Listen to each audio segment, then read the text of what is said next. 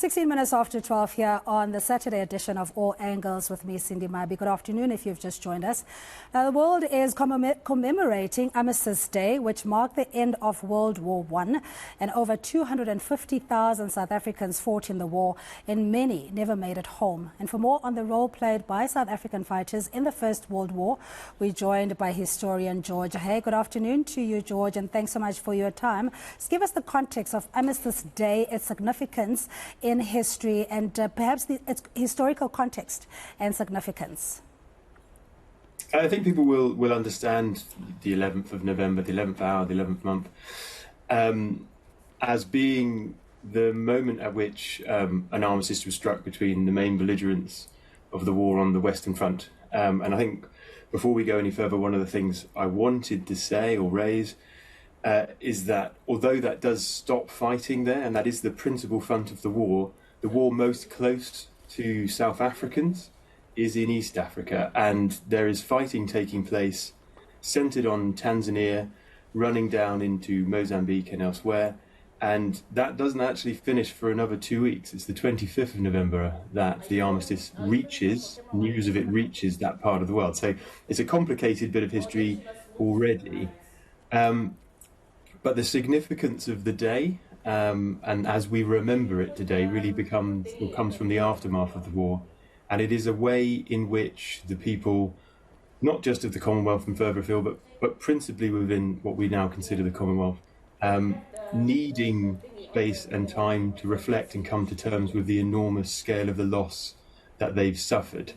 And I think the day's continued significance to us now is partly born out of that almost tradition that's sort of ingrained in society, but it's also, it's taken on new meaning for service personnel who served beyond the First and actually now the Second World Wars, and it is a moment that we take to reflect, remember and recognise the sacrifices made originally by ordinary people. So if we're thinking about the two world wars, these are the mobilised state. They're not necessarily all volunteer soldiers, and these are people who shape the world in which we live today. And I think that there's an ongoing significance there that we continue to remember those people and mark this day.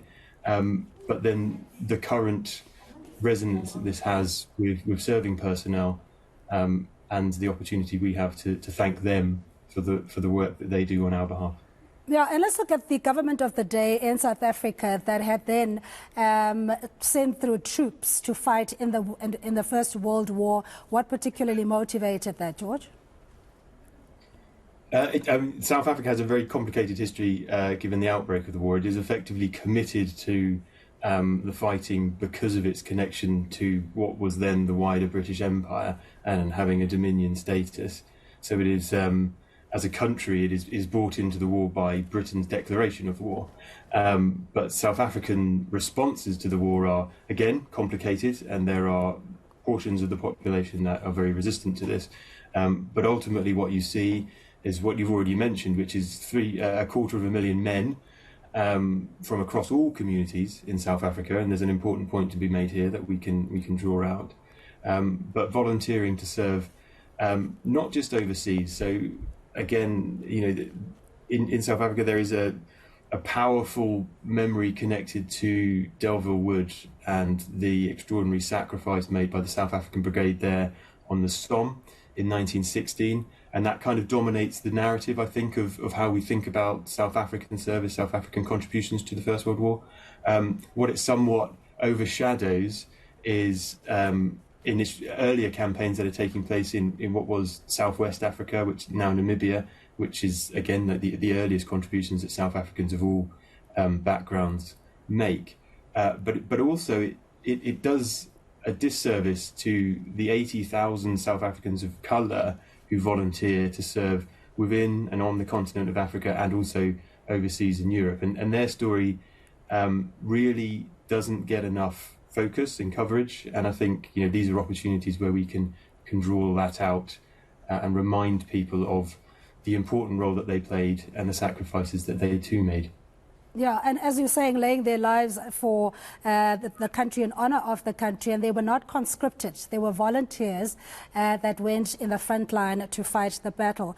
But in your view, some of the significant historical moments that have been lost, and I'm not sure, and I've heard this anecdotally, that in Guatemala Springs there was a Job Masego, for example, who had averted an assault from the German warships that could have impacted negatively not only on the troops but on the country as a whole.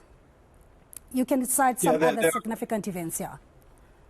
Yeah, there are extraordinary stories of bravery coming from all corners of South African communities. So these are men who are, as you say, volunteering in a variety of different roles. One of the things that's really significant and worth remembering is that black South Africans at this time were not permitted to carry arms, and what it means is that they're restricted to duties that are sort of skilled, technical, and labour type duties, and so they are enablers, and and they enable the fighting forces to do the work that they do, particularly during the First World War, and I think that's in part why some of that's been overshadowed and forgotten. But they're doing extraordinary things. They're enduring extraordinary experiences. And again, not to labour the point, but it's not just in France and Belgium and on the Western Front and in the trenches that this is taking place. You know, there are thousands of men serving in East Africa, and what it's not just machine guns and artillery that's taking their lives. It's disease, and so they're fighting malaria just as much as they are fighting German and other forces in those parts of the world, and it's their story, I think, that often gets forgotten here. And so, you know, if we want to change the narrative around this, you know, I would encourage people to go and explore and pick apart that part of South African history and those contributions to both world wars, because I think that's really where we can build a new story maybe around this history.